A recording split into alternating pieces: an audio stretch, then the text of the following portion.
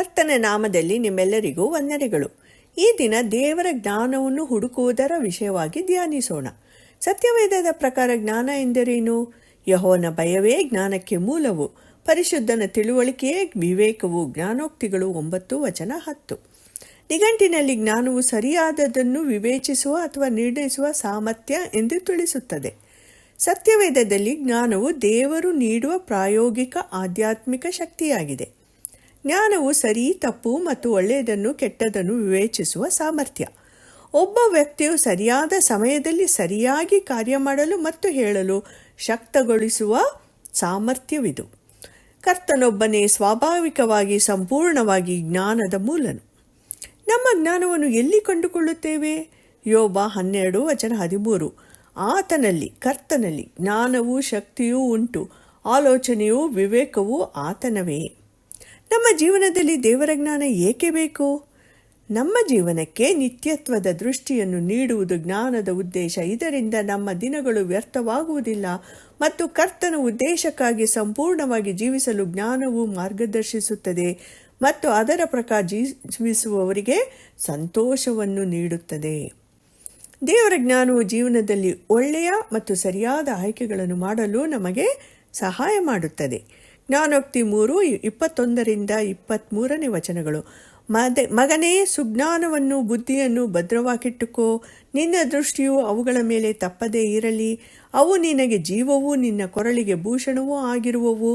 ಆಗ ನೀನು ಎಡವದೆ ನಿನ್ನ ಮಾರ್ಗದಲ್ಲಿ ನಿರ್ಭಯವಾಗಿ ನಡೆಯುವಿ. ನಾವು ಜೀವನದಲ್ಲಿ ಅನೇಕ ನಿರ್ಧಾರಗಳನ್ನು ತೆಗೆದುಕೊಳ್ಳುತ್ತೇವೆ. ಹಲವು ಬಾರಿ ಯಾವುದು ಉತ್ತಮ ಮತ್ತು ದೇವರ ಚಿತ್ತ ಯಾವುದು ಎಂದು ನಾವು ಗೊಂದಲಕ್ಕೊಳಗಾಗುತ್ತೇವೆ. ಅಂತಹ ಸಮಯಗಳಲ್ಲಿ ದೇವರ ಜ್ಞಾನವು ಸರಿಯಾದ ನಿರ್ಧಾರ ತೆಗೆದುಕೊಳ್ಳಲು ನಮಗೆ ಬೇಕಾದ ಸಹಾಯ ಮಾಡುತ್ತದೆ ಎಂದು ಭರವಸೆ ನೀಡುತ್ತದೆ. ಜ್ಞಾನೋಕ್ತಿಗಳು 8:35. ಯಾವನು ಜ್ಞಾನವನ್ನು ಹೊಂದುತ್ತಾನೋ ಅವನು ಜೀವನವನ್ನು ಹೊಂದುತ್ತಾನೆ, ಯೆಹೋವನ ಕಟಾಕ್ಷಕ್ಕೆ ಗುರಿಯಾಗುವನು. ನಮ್ಮ ವೈಯಕ್ತಿಕ ಜೀವನದಲ್ಲಿ, ನಮ್ಮ ಉದ್ಯೋಗದಲ್ಲಿ, ನಮ್ಮ ವೈವಾಹಿಕ ಜೀವನದಲ್ಲಿ, ನಮ್ಮ ವ್ಯವಹಾರದಲ್ಲಿ ಮತ್ತು ನಮ್ಮ ಕುಟುಂಬದಲ್ಲಿ ದೇವರ ಅನುಗ್ರಹವಿದ್ದರೆ ನಾವು ಶಾಂತಿಯುತ ಜೀವನವನ್ನು ನಡೆಸುತ್ತೇವೆ. ಜ್ಞಾನೋಕ್ತಿಗಳು 3:2. ಜ್ಞಾನವು ನಿನ್ನ ದಿನಗಳನ್ನು ಹೆಚ್ಚಿಸಿ ನಿನ್ನ ಆಯುಷ್ಯವನ್ನು ವೃದ್ಧಿಗೊಳಿಸಿ ನಿನಗೆ ಸುಕ್ಷೇಮವನ್ನು ಉಂಟು ಮಾಡುವವು. ದೇವರ ಜ್ಞಾನವು ನಮ್ಮ ಜೀವನದಲ್ಲಿ ಹೇರಳವಾದ ಆಶೀರ್ವಾದಗಳನ್ನು ತರುತ್ತದೆ. ಜ್ಞಾನೋಕ್ತಿಗಳು 8:18-20. ಜ್ಞಾನವು ಹೇಳುತ್ತದೆ, ನನ್ನಲ್ಲಿ ಧನ ಘನತೆಗಳು, ಶ್ರೇಷ್ಠ ಸಂಪತ್ತು, ನೀತಿಯು ಇರುತ್ತವೆ. ನಾನು ಹಿಡಿದಿರುವ ದಾರಿಯು ನೀತಿಯೇ, ನ್ಯಾಯ ಮಾರ್ಗಗಳಲ್ಲಿ ನಡೆಯುತ್ತೇನೆ. ಮೇಲಿನಿಂದ ಬರುವ ದೇವರ ಜ್ಞಾನವು ಪರಿಪೂರ್ಣವಾಗಿದೆ. ಯಾಕೋಬ 3:17. ಆದರೆ ಮೇಲಿನಿಂದ ಬರುವ ಜ್ಞಾನವು ಮೊದಲು ಪರಿಶುದ್ಧವಾದುದು, ಆಮೇಲೆ ಸಮಾಧಾನಕರವಾದುದು, ವಿನಯವುಳ್ಳದ್ದು, ಸಂತೋಷವಾಗಿ ಒಪ್ಪಿಕೊಳ್ಳುವಂಥದ್ದು, ಕರುಣೆ ಮುಂತಾದ ಒಳ್ಳೆಯ ಫಲಗಳಿಂದ ತುಂಬಿರುವಂಥದ್ದು ಆಗಿದೆ. ಅದರಲ್ಲಿ ಚಂಚಲವೂ ಕಪಟವೂ ಇಲ್ಲ. ಇಂದು ನಾವು ಯಾಕೋಬ ಅಧ್ಯಾಯ 1:5-8 ದೇವರ ಜ್ಞಾನವನ್ನು ಹುಡುಕುವುದರ ವಿಷಯವಾಗಿ 2 ಪ್ರಮುಖ ಅಂಶಗಳನ್ನು ಕಲಿಯೋಣ. ಮೊದಲನೆಯದು, ಪೂರ್ಣ ಹೃದಯದಿಂದ ದೇವರ ಜ್ಞಾನವನ್ನು ಹುಡುಕುವುದು. ಯಾಕೋಬ 1:5. ನಿಮ್ಮಲ್ಲಿ ಯಾವನಿಗಾದರೂ ಜ್ಞಾನ ಕಡಿಮೆಯಾಗಿದ್ದರೆ ಅವನು ದೇವರನ್ನು ಕೇಳಿಕೊಳ್ಳಲಿ, ಅದು ಅವನಿಗೆ ದೊರಕುವುದು. ದೇವರು ಹಂಗಿಸದೆ ಎಲ್ಲರಿಗೂ ಉದಾರ ಮನಸ್ಸಿನಿಂದ ಕೊಡುವವನಾಗಿದ್ದಾನೆ. ಜ್ಞಾನೋಕ್ತಿ 2:2-6 ನಮಗೆ ಹೇಳುತ್ತದೆ, ನಿನ್ನ ಕಿವಿಯನ್ನು ಜ್ಞಾನದ ಕಡೆಗೂ ಹೃದಯವನ್ನು ವಿವೇಕದ ಕಡೆಗೂ ತಿರುಗಿಸು. ಬುದ್ಧಿಗಾಗಿ ಮೊರೆಯಿಟ್ಟು ವಿವೇಕಕ್ಕಾಗಿ ಕೂಗಿಕೊಂಡು ಅದನ್ನು ಬೆಳ್ಳಿಯಂತೆಯೂ ನಿಕ್ಷೇಪದಂತೆಯೂ ಹುಡುಕು. ಆಗ ನೀನು ಯೆಹೋವನ ಭಯವನ್ನು ಅರಿತು ದೈವಜ್ಞಾನವನ್ನು ಪಡೆದುಕೊಳ್ಳುವಿ. ಯೆಹೋವನೇ ಜ್ಞಾನವನ್ನು ಕೊಡುವಾತನು, ಆತನ ಬಾಯಿಂದಲೇ ತಿಳುವಳಿಕೆಯೂ ವಿವೇಕವೂ ಹೊರಟು ಬರುತ್ತವೆ. ಹಾಗಾದರೆ ಸಮಸ್ಯೆ ನಮ್ಮಲ್ಲಿಯೇ ಇದೆ. ನಾವು ದೇವರನ್ನು ಮೆಚ್ಚಿಸುವ ಮನೋಭಾವದಿಂದ ಜ್ಞಾನವನ್ನು ಕೇಳಬೇಕು. ನಾವು ದೇವರಿಗೆ ಸೇರಿದ್ದು. ನಮಗೆ ಜ್ಞಾನ ಬೇಕಾದರೆ ಅದನ್ನು ಪಡೆಯಲು ಆತನ ಬಳಿಗೆ ಹೋಗಬೇಕು. ದೇವರು ರಾಜ ಸೊಲೊಮೋನನಿಗೆ, ನಿನಗೆ ಯಾವ ವರ ಬೇಕು ಕೇಳಿಕೋ ಎಂದು ಹೇಳಲು ಸೊಲೊಮೋನನು ಏನು ಕೇಳಿದನು? ನನಗೆ ವಿವೇಕವನ್ನು ದಯಪಾಲಿಸು ಎಂದು ಕೇಳಿದನು. ತನಗೆ ಕರೆಯಲ್ಪಟ್ಟಿದ್ದ ಆಳ್ವಿಕೆಯ ಕೆಲಸವನ್ನು ನಿರ್ವಹಿಸಲು ಜ್ಞಾನದ ಅಗತ್ಯವಿದೆ ಎಂದು ಸೊಲೊಮೋನನಿಗೆ ತಿಳಿದಿತ್ತು. ಸೊಲೊಮೋನನ ಈ ಬಿನ್ನಹವನ್ನು ಕರ್ತನಾದ ದೇವರು ಮೆಚ್ಚಿದನು.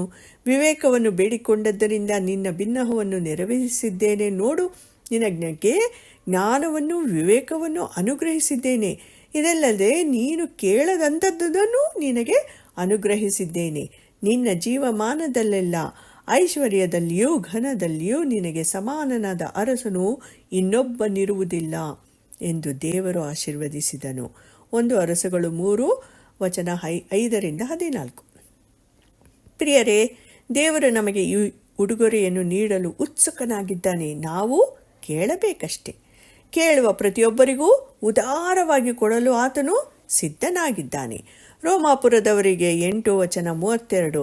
ಸ್ವಂತ ಮಗನನ್ನು ಉಳಿಸಿಕೊಳ್ಳದೆ ಆತನನ್ನು ನಮ್ಮೆಲ್ಲರಿಗೋಸ್ಕರ ಒಪ್ಪಿಸಿಕೊಟ್ಟನಲ್ಲ, ಮಗನನ್ನು ಕೊಟ್ಟ ಮೇಲೆ ಸಮಸ್ತವನ್ನು ನಮಗೆ ದಯಪಾಲಿಸದೇ ಇರುವನೇ? ಮತ್ತಾಯ 7:7-11. ಬೇಡಿಕೊಳ್ಳಿರಿ, ನಿಮಗೆ ದೊರೆಯುವುದು. ಯಾಕಂದರೆ ಬೇಡಿಕೊಳ್ಳುವ ಪ್ರತಿಯೊಬ್ಬನೂ ಹೊಂದುವನು. ಪರಲೋಕದಲ್ಲಿರುವ ನಿಮ್ಮ ತಂದೆಯು ತನ್ನನ್ನು ಬೇಡಿಕೊಳ್ಳುವವರಿಗೆ ಎಷ್ಟೋ ಹೆಚ್ಚಾಗಿ ಒಳ್ಳೆಯ ವರಗಳನ್ನು ಕೊಡುವನಲ್ಲವೇ? ನಮ್ಮ ಸ್ವರ್ಗೀಯ ತಂದೆಯ ಒಳ್ಳೆಯತನವನ್ನು ನಾವು ಯಾವಾಗಲೂ ನೆನಪಿನಲ್ಲಿ ಇಟ್ಟುಕೊಳ್ಳೋಣ ಮತ್ತು ನಮ್ಮ ದೈನಂದಿನ ಜೀವನದಲ್ಲಿ ಆತನ ಜ್ಞಾನವನ್ನು ಕೇಳೋಣ.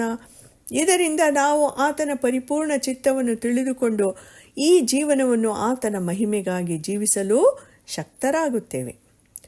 ಪ್ರೀತಿಯ ಸಹೋದರಿಯರೇ, ಜೀವನವು ತುಂಬ ಕಠಿಣವಾಗಿದೆ. ಪ್ರತಿದಿನ ನಾವು ಪಾಪದ ವಿರುದ್ಧ ಹೋರಾಡಬೇಕಾಗುತ್ತದೆ. ನಮ್ಮ ಕೆಲಸದ ಸ್ಥಳದಲ್ಲಿ, ಮನೆಯಲ್ಲಿ ಮತ್ತು ಸುತ್ತಲೂ ನಾವು ಸವಾಲುಗಳನ್ನು ಮತ್ತು ಕಷ್ಟಗಳನ್ನು ಎದುರಿಸುತ್ತೇವೆ. ಈ ಗೊಂದಲಮಯ ಮತ್ತು ಅಸ್ತವ್ಯಸ್ತವಾಗಿರುವ ಜಗತ್ತಿನಲ್ಲಿ ನಮಗೆ ಅತ್ಯಂತ ಬೇಕಾಗಿರುವುದು ದೇವರ ಜ್ಞಾನ. ಈ ಭೂಮಿಯ ಮೇಲಿನ ಜೀವನದ ಕಷ್ಟಗಳನ್ನು ಯಶಸ್ವಿಯಾಗಿ ಎದುರಿಸಲು ನಮಗೆ ದೇವರ ಜ್ಞಾನವೊಂದೇ ಏಕೈಕ ಮಾರ್ಗವಾಗಿದೆ. ಎಫೆಸದವರಿಗೆ 5:15-17 ಪೌಲನು ಹೀಗೆ ಹೇಳುತ್ತಾನೆ: ಆದ ಕಾರಣ ನೀವು ನಡಕೊಳ್ಳುವ ರೀತಿಯನ್ನು ಕುರಿತು ಚೆನ್ನಾಗಿ ನೋಡಿಕೊಳ್ಳಿರಿ. ಜ್ಞಾನವಿಲ್ಲದವರಾಗಿರದೆ ಜ್ಞಾನವಂತರಾಗಿರಿ. ಈ ದಿನಗಳು ಕೆಟ್ಟವುಗಳಾಗಿವೆ. ಆದುದರಿಂದ ಕಾಲವನ್ನು ಸುಮ್ಮನೆ ಕಳಕೊಳ್ಳದೆ ಅದನ್ನು ಬೆಲೆಯುಳ್ಳದೆಂದು ಉಪಯೋಗಿಸಿಕೊಳ್ಳಿರಿ ಮತ್ತು ಬುದ್ಧಿಹೀನರಾಗಿ ನಡೆಯದೆ ಕರ್ತನ ಚಿತ್ತವೇನೆಂಬುದನ್ನು ವಿಚಾರಿಸಿ ತಿಳಿದವರಾಗಿರಿ. ದೇವರ ವಾಕ್ಯದ ಬೆಳಕಿನಲ್ಲಿ ನಮ್ಮ ಹೃದಯಗಳನ್ನು ಪರೀಕ್ಷಿಸೋಣ. ನಾವು ಕೊನೆಯ ಬಾರಿಗೆ ದೇವರ ಜ್ಞಾನವನ್ನು ಕೇಳಿದ್ದು ಯಾವಾಗ? ನಾವು ನಮ್ಮ ಜೀವನವನ್ನು ದೇವರ ಜ್ಞಾನದಿಂದ ನಡೆಸುತ್ತಿದ್ದೇವೆಯೇ?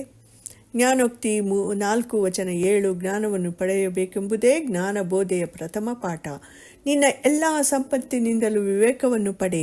ಜ್ಞಾನವೆಂಬಾಕೆಯು ಶ್ರೇಷ್ಠಳು ಎಂದು ನೀನು ಭಾವಿಸಿದರೆ ಆಕೆಯು ನಿನ್ನನ್ನು ಉನ್ನತಿಗೆ ತರುವಳು. ಯಾಕೋಬ 1:5 ನಿಮ್ಮಲ್ಲಿ ಯಾವನಿಗಾದರೂ ಜ್ಞಾನ ಕಡಿಮೆಯಾಗಿದ್ದರೆ ಅವನು ದೇವರನ್ನು ಕೇಳಿಕೊಳ್ಳಲಿ, ಅದು ಅವನಿಗೆ ದೊರಕುವುದು. ದೇವರು ಹಂಗಿಸದೆ ಎಲ್ಲರಿಗೂ ಉದಾರ ಮನಸ್ಸಿನಿಂದ ಕೊಡುವವನಾಗಿದ್ದಾನೆ. 2ನೇಯದು ಪೂರ್ಣ ನಂಬಿಕೆಯಿಂದ ದೇವರ ಜ್ಞಾನವನ್ನು ಹುಡುಕುವುದು. ಯಾಕೋಬ 1:6-8 ಸ್ವಲ್ಪವೂ ಸಂದೇಹ ಪಡದೆ ನಂಬಿಕೆ ಇಟ್ಟು ಕೇಳಿಕೊಳ್ಳಬೇಕು. ದೇವರನ್ನು ಸಮೀಪಿಸಲು ನಂಬಿಕೆ ಅತ್ಯಗತ್ಯ. ಇಬ್ರಿಯರವರಿಗೆ 11:6 ಹೇಳುವಂತೆ, ಆದರೆ ನಂಬಿಕೆ ಇಲ್ಲದೆ ದೇವರನ್ನು ಮೆಚ್ಚಿಸುವುದು ಅಸಾಧ್ಯ. ದೇವರ ಬಳಿಗೆ ಬರುವವನು ದೇವರು ಇದ್ದಾನೆ ಮತ್ತು ತನ್ನನ್ನು ಹುಡುಕುವವರಿಗೆ ಪ್ರತಿಫಲವನ್ನು ಕೊಡುತ್ತಾನೆ ಎಂದು ನಂಬುವುದು ಅವಶ್ಯ. ದೇವರಲ್ಲಿ ನಂಬಿಕೆ ಇಡುವುದಕ್ಕೆ ಇಬ್ರಿಯ 11:7-11 ನಮಗೆ ಕೆಲವು ಉತ್ತಮ ಉದಾಹರಣೆಗಳನ್ನು ನೀಡುತ್ತದೆ. ನಂಬಿಕೆಯಿಂದಲೇ ನೋಹನು ಅದುವರೆಗೆ ಕಾಣದಿದ್ದ ಸಂಗತಿಗಳ ವಿಷಯವಾಗಿ ದೈವೋಕ್ತಿಯನ್ನು ಹೊಂದಿ ಭಯಭಕ್ತಿಯುಳ್ಳವನಾಗಿ ತನ್ನ ಮನೆಯವರ ಸಂರಕ್ಷಣೆಗೋಸ್ಕರ ನಾವೆಯನ್ನು ಕಟ್ಟಿ ಸಿದ್ಧ ಮಾಡಿದನು. ನಂಬಿಕೆಯಿಂದಲೇ ಅಬ್ರಹಾಮನು ಕರೆಯಲ್ಪಟ್ಟ ಕೂಡಲೇ ಕರೆದಾತನ ಮಾತನ್ನು ಕೇಳಿ ತಾನು ಬಾಧ್ಯವಾಗಿ ಹೊಂದಬೇಕಾಗಿದ್ದ ಸ್ಥಳಕ್ಕೆ ಹೊರಟು ಹೋದನು. ತಾನು ಹೋಗಬೇಕಾದ ಸ್ಥಳವು ಯಾವುದೆಂದು ತಿಳಿಯದೇ ಹೊರಟನು. ಸಾರಳು ವಾಗ್ದಾನ ಮಾಡಿದಾತನನ್ನು ನಂಬತಕ್ಕವನೆಂದೆಣಿಸಿ ತಾನು ಪ್ರಾಯ ಮೀರಿದವಳಾಗಿದ್ದರೂ ನಂಬಿಕೆಯಿಂದಲೇ ಗರ್ಭವತಿಯಾಗುವುದಕ್ಕೆ ಶಕ್ತಿಯನ್ನು ಹೊಂದಿದಳು. ಎಲ್ಲ ಆಶೀರ್ವಾದಗಳು ನಂಬಿಕೆಯಿಂದ ಬಂದವು ಮತ್ತು ದೇವರನ್ನು ನಂಬಿಕೆಯಿಂದ ಕೇಳುವುದರಿಂದ ದೈವಿಕ ಜ್ಞಾನವು ಸಿಗುತ್ತದೆ ಎಂದು ಯಾಕೋಬನು ನಮಗೆ ಹೇಳುತ್ತಾನೆ. ಮತ್ತಾಯ 17:20-21 ಯೇಸು ಕರ್ತನು, ನಿಮಗೆ ಸತ್ಯವಾಗಿ ಹೇಳುತ್ತೇನೆ, ಸಾಸಿವೆ ಕಾಳಷ್ಟು ನಂಬಿಕೆ ನಿಮಗೆ ಇರುವುದಾದರೆ ನೀವು ಈ ಬೆಟ್ಟಕ್ಕೆ ಇಲ್ಲಿಂದ ಅಲ್ಲಿಗೆ ಹೋಗು ಎಂದು ಹೇಳಿದರೂ ಅದು ಹೋಗುವುದು ಮತ್ತು ನಿಮ್ಮ ಕೈಯಿಂದ ಆಗದಂಥದ್ದು ಒಂದೂ ಇರುವುದಿಲ್ಲ ಎಂದನು. ಪ್ರಿಯರೇ, ನಮ್ಮ ಜೀವನದಲ್ಲಿ ನಾವು ತೆಗೆದುಕೊಳ್ಳುವ ಅತ್ಯಂತ ಬುದ್ಧಿವಂತ ನಿರ್ಧಾರವೆಂದರೆ ಕ್ರಿಸ್ತನಲ್ಲಿ ನಮ್ಮ ನಂಬಿಕೆಯನ್ನು ಇಡುವುದು. ಆತನು ನಮಗಾಗಿ ತನ್ನ ಪ್ರಾಣವನ್ನು ತ್ಯಾಗ ಮಾಡಿದನು ಮತ್ತು ನಾವು ನಮ್ಮ ಪಾಪಗಳಿಗಾಗಿ ಪಶ್ಚಾತ್ತಾಪ ಪಟ್ಟು ಆತನನ್ನು ಕರ್ತನನ್ನಾಗಿ ಮತ್ತು ರಕ್ಷಕನನ್ನಾಗಿ ಸ್ವೀಕರಿಸಿದಾಗ ಆತನು ನಮ್ಮ ಎಲ್ಲ ಪಾಪಗಳನ್ನು ಕ್ಷಮಿಸುತ್ತಾನೆ ಮತ್ತು ಆತನು ನಮಗೆ ಹೊಸ ಜೀವನವನ್ನು ನೀಡುತ್ತಾನೆ. ಕ್ರಿಸ್ತನು ಎಲ್ಲ ಜ್ಞಾನದ ಮೂಲವಾಗಿರುವುದರಿಂದ ಕ್ರಿಸ್ತನಲ್ಲಿ ನಮ್ಮ ನಂಬಿಕೆಯನ್ನಿಟ್ಟು ನಾವು ಕರ್ತನಾದ ಯೇಸುವಿನ ಬಳಿಗೆ ಬರೋಣ. ಕೊಲೊಸ್ಸೆಯವರಿಗೆ 2:3 ತನ್ನಲ್ಲೇ ಜ್ಞಾನ ವಿದ್ಯಾ ಸಂಬಂಧವಾದ ನಿಕ್ಷೇಪಗಳನ್ನೆಲ್ಲ ಅಡಗಿಸಿಕೊಂಡಿರುವ ಕ್ರಿಸ್ತನನ್ನು ತಿಳುಕೊಂಡವರಾಗಿ ಹೃದಯದಲ್ಲಿ ದೃಢವಾಗಿರೋಣ. ಕರ್ತನಾದ ಯೇಸು ದೇವರ ಜ್ಞಾನದ ಪೂರ್ಣತೆ ಎಂಬುದನ್ನು ನಾವು ಯಾವಾಗಲೂ ನೆನಪಿನಲ್ಲಿಟ್ಟುಕೊಳ್ಳೋಣ. ಕೊನೆಯದಾಗಿ ಪ್ರಿಯರೇ, ದೇವರು ಕೊಟ್ಟಿರುವ ಜ್ಞಾನವನ್ನು ದೇವರ ಮಹಿಮೆಗಾಗಿ ಮತ್ತು ಇತರರ ಒಳಿತಿಗಾಗಿ ಬಳಸೋಣ. ಜ್ಞಾನವು ನಮ್ಮ ಹೃದಯ, ನಮ್ಮ ವಿವೇಚನೆ, ನಮ್ಮ ದೃಷ್ಟಿಯನ್ನು ದೇವರ ಚಿತ್ತವನ್ನು ಪೂರೈಸಲು ಸೂಚಿಸುತ್ತದೆ. ದೇವರ ಜ್ಞಾನವನ್ನು ಹುಡುಕುವುದು ಎಂಬ ವಿಷಯದಲ್ಲಿ 2 ಪ್ರಮುಖ ಅಂಶಗಳ ಬಗ್ಗೆ ಧ್ಯಾನ ಮಾಡಿದ್ದೇವೆ. ಪೂರ್ಣ ಹೃದಯದಿಂದ ಹುಡುಕುವುದು, ಪೂರ್ಣ ನಂಬಿಕೆಯಿಂದ ಮತ್ತು ಏಕ ಮನಸ್ಸಿನಿಂದ ಹುಡುಕುವುದು. ಜ್ಞಾನವನ್ನು ನಾವು ದೇವರಲ್ಲಿ ಬೇಡಿಕೊಳ್ಳೋಣ. ಆತನು ನಮ್ಮೆಲ್ಲರಿಗೂ ಉದಾರವಾಗಿ ಕೊಡುವನೆಂದು ವಾಗ್ದಾನ ಮಾಡಿದ್ದಾನೆ. ಜ್ಞಾನೋಕ್ತಿಗಳು 3:13-18. ಜ್ಞಾನವನ್ನು ಪಡೆಯುವವನು ಧನ್ಯನು, ವಿವೇಕವನ್ನು ಸಂಪಾದಿಸುವವನು ಭಾಗ್ಯವಂತನು. ಜ್ಞಾನವು ತನ್ನನ್ನು ಹಿಡಿದುಕೊಳ್ಳುವವರಿಗೆ ಜೀವದ ಮರವಾಗಿದೆ, ಅದನ್ನು ಅವಲಂಬಿಸುವ ಪ್ರತಿಯೊಬ್ಬನು ಧನ್ಯನು. ದೇವರು ನಮ್ಮಲ್ಲಿ ಪ್ರತಿಯೊಬ್ಬರಿಗೂ ಜ್ಞಾನ, ವಿವೇಕ ಮತ್ತು ತಿಳುವಳಿಕೆಯನ್ನು ಹೇರಳವಾಗಿ ಆಶೀರ್ವದಿಸಲಿ ಎಂದು ಪ್ರಾರ್ಥಿಸೋಣ. ನಾವು ದೇವರ ಜ್ಞಾನವನ್ನು ಆತನ ಮಹಿಮೆಗಾಗಿ ಬಳಸೋಣ. ಕರ್ತನ ನಾಮವು ಮಹಿಮೆ ಹೊಂದಲಿ. ಕರ್ತನಿಗೆ ಸ್ತೋತ್ರ.